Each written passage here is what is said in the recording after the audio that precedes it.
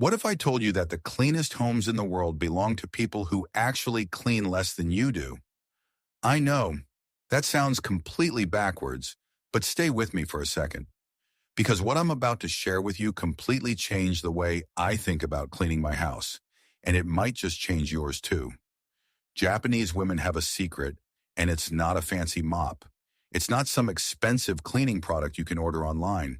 It's not even a robot vacuum. Although, yes, some of them do have those too. The secret is a philosophy, a way of thinking about your home, your time, and your stuff that makes cleaning almost unnecessary. Now, I know what you're thinking. That's easy to say when you live in a tiny Japanese apartment. But here's the thing.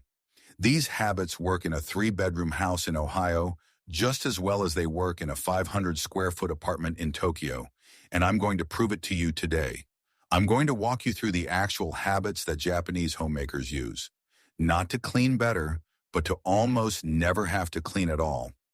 These are the routines, the mindsets, and the tiny daily actions that keep a Japanese home spotless without spending your entire Saturday scrubbing floors on your hands and knees.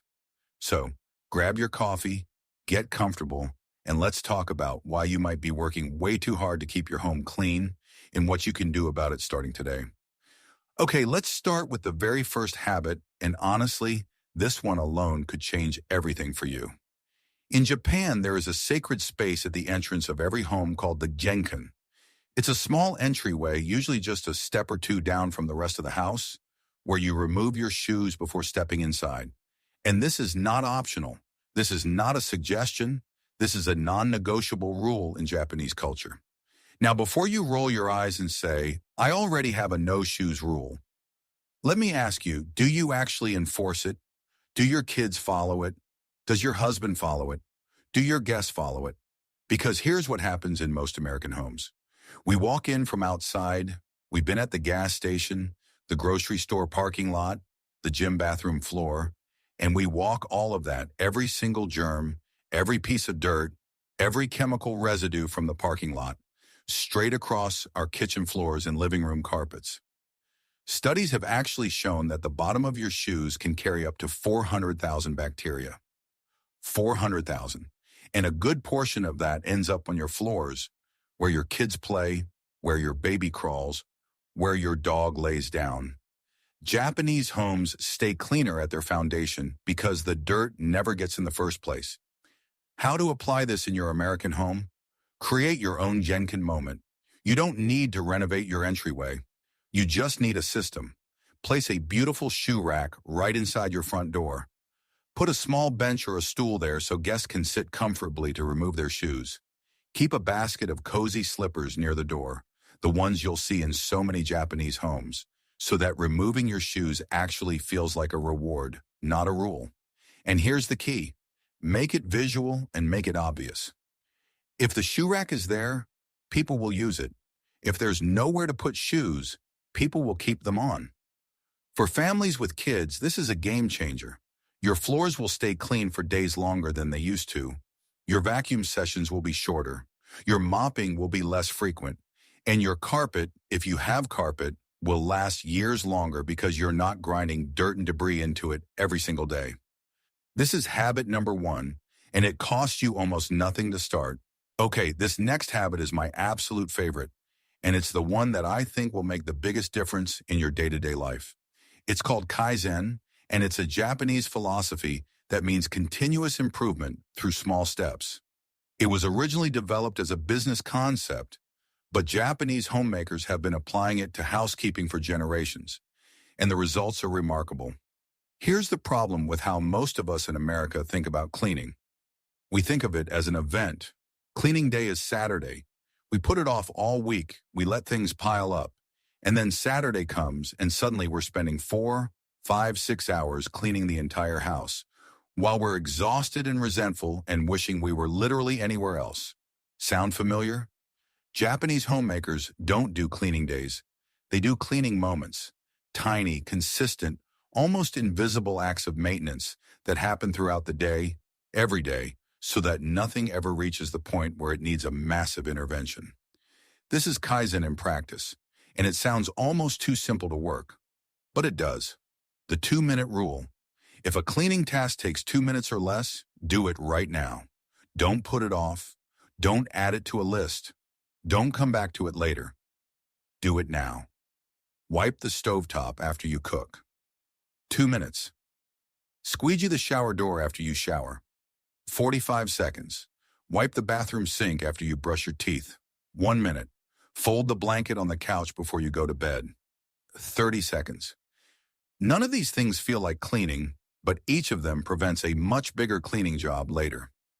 That stovetop grease that you wipe off in 2 minutes today, if you leave it for a week, it becomes a 30-minute scrubbing project. That shower door you squeegee every morning, you might never need to deep clean it at all. How to apply Kaizen in your American home. Start by identifying your 3 biggest cleaning pain points, the things you hate cleaning the most. For most women I talk to, it's the kitchen, the bathrooms, and the floors. Now, for each of those areas, I want you to identify one tiny thing you can do daily to prevent the buildup. Just one thing. Do that one thing every single day for 2 weeks, and then add another one. This is not about being perfect. This is not about turning your home into a museum. This is about making the work lighter, about spreading it out so thin that you barely feel it anymore. Japanese homemakers have known this for centuries. Clean a little all the time, and you almost never have to clean a lot. Now, I want to talk to you about 2 Japanese concepts that sound similar, but are actually quite different. And both of them are incredibly powerful for keeping your home clean without losing your mind. The first one is Soji, which refers to daily cleaning, short, quick, rhythmic. The kind of cleaning that takes 10 to 15 minutes in the morning and resets your space for the day. In Japan, this practice actually comes from Zen Buddhist tradition, where monks would clean their temples every single morning as a form of meditation and respect for their space. The second one is osuji, which is the deep seasonal cleaning.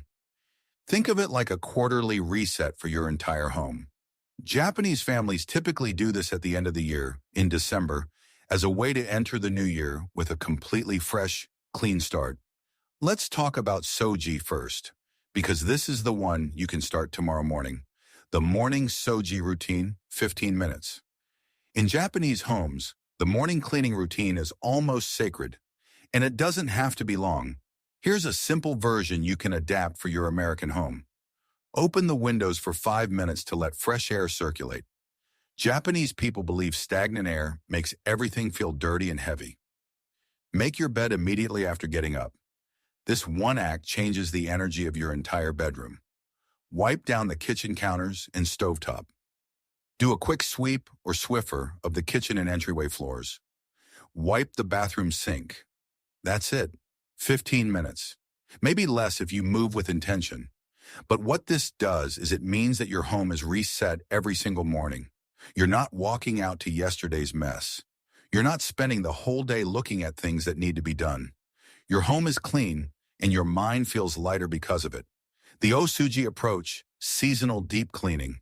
Instead of panicking every time the holiday season comes, or doing an intense spring cleaning that leaves you destroyed for a week, try scheduling 4 intentional deep cleaning sessions per year, 1 for each season. In each session, you tackle one major area of the house that needs more than your daily 15-minute soji.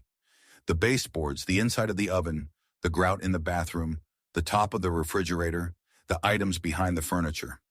When you know these things are getting done 4 times a year on a schedule, you stop feeling guilty about them the rest of the time. The anxiety goes away. The overwhelm reduces because you know it's taken care of. All right, I want to talk about something that might feel a little uncomfortable because this habit isn't really about cleaning at all. It's about why you have so much to clean in the first place.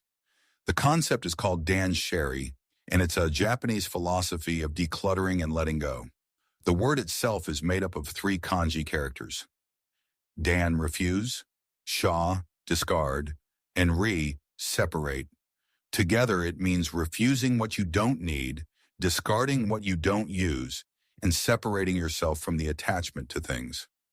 Now, you've probably heard of Marie Kondo, the Japanese organizing consultant who became a global phenomenon. Her KonMari method is rooted in this same philosophy. But Danshari goes a little deeper because it's not just about decluttering once, It's about changing your relationship with stuff forever. Here's the truth that nobody wants to say out loud.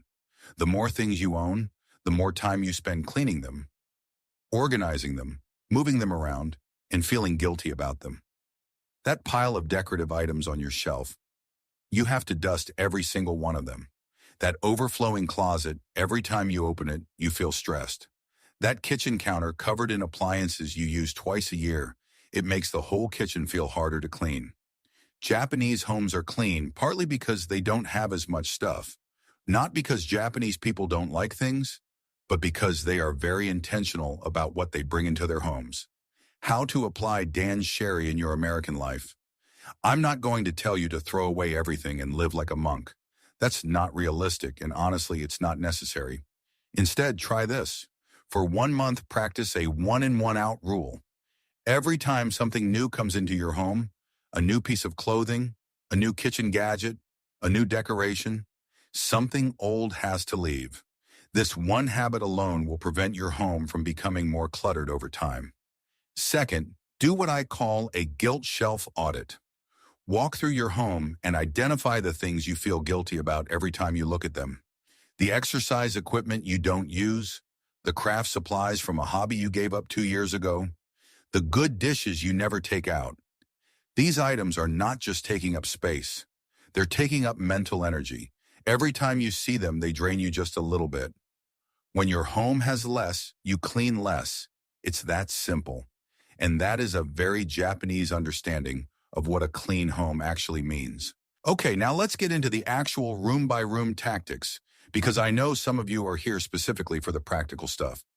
Let's talk about the 2 rooms that cause the most cleaning stress for most American women, the bathroom and the kitchen. Japanese bathroom habits. In Japan, the bathroom is actually separated into different rooms. The toilet is often in its own tiny room, completely separate from the bath and shower area. And the bathtub area is designed to get completely wet. It has a drain on the floor, so everything can be rinsed down. We can't necessarily rebuild our bathrooms, but we can adopt their habits. Habit 1, the after shower wipe down. Every single time you shower, take your squeegee, a small handheld one, costs like $5 at Target, and run it across your shower walls and glass door.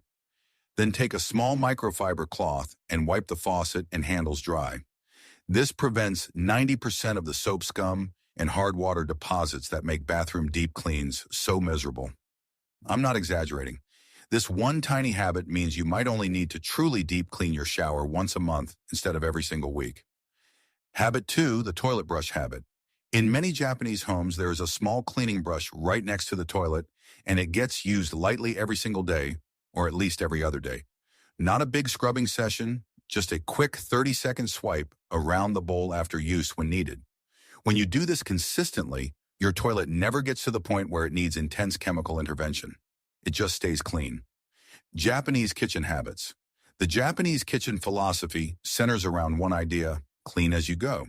This sounds obvious, but the level of commitment that Japanese homemakers bring to it is next level. While something is simmering on the stove, they're wiping the counter. While waiting for water to boil, they're putting away ingredients. The kitchen is never left messy at the end of cooking because the cleaning is woven into the cooking itself. The Japanese dish drying method. In Japan, many kitchens have a dish drying rack positioned directly above the sink with a drainage system that drips back into the sink.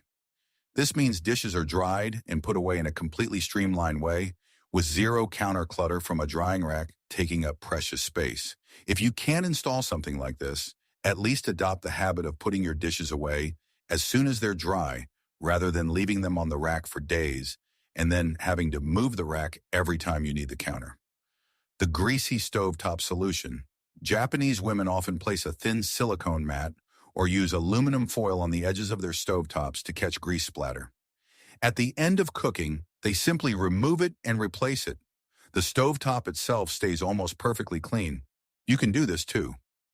Dollar Tree has foil liners for stove drip pans.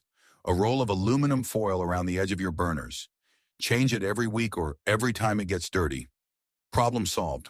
We've covered a lot today, and I want to wrap up by talking about the most important habit of all, because none of the physical stuff matters if your mindset about cleaning stays the same. In Japan, there is a cultural understanding that your environment reflects your inner state. A clean home is not about impressing your neighbors or your mother-in-law. It's about respecting your own life. It's about creating a space that supports you, that calms you, that makes you feel good when you walk in the door. American culture often treats cleaning as a chore, something to be dreaded, avoided, and complained about. Japanese culture treats it as a practice, something you do with intention, something that actually gives you energy rather than taking it away. And I think that shift is what makes all the difference. When you wipe down your kitchen counter in the morning, you're not doing a chore. You're setting the tone for your day. You're telling yourself that your home matters, that your comfort matters, that you matter. When you take your shoes off at the door, you're not being fussy. You're creating a boundary between the outside world and your sanctuary. When you let go of the things that are cluttering your space, you're not losing something. You're making room for the life you actually want to live. Your homework starting today. Number 1, set up your genken. Get a shoe rack for the front door this week. Number 2, identify your 3 biggest cleaning pain points and pick one tiny daily habit to address each one. Number 3, do a 15-minute morning reset tomorrow. Just 15 minutes. See how different your whole day feels. Number 4, walk through your home and identify 5 things you can let go of this week. And number 5, the next time you wipe down a counter or rinse a dish, do it with intention. Do it like it matters. Because it does. You don't need to clean more. You need to clean smarter. And the Japanese figured that out a very long time ago. Thank you so much for being here today. If these Japanese secrets have changed the way you look at the chores in your home, please subscribe and like the channel. We are uncovering the hidden wisdom and history that they tried to bury. Let's cultivate a cleaner future together. The next treasure of knowledge will be opened soon.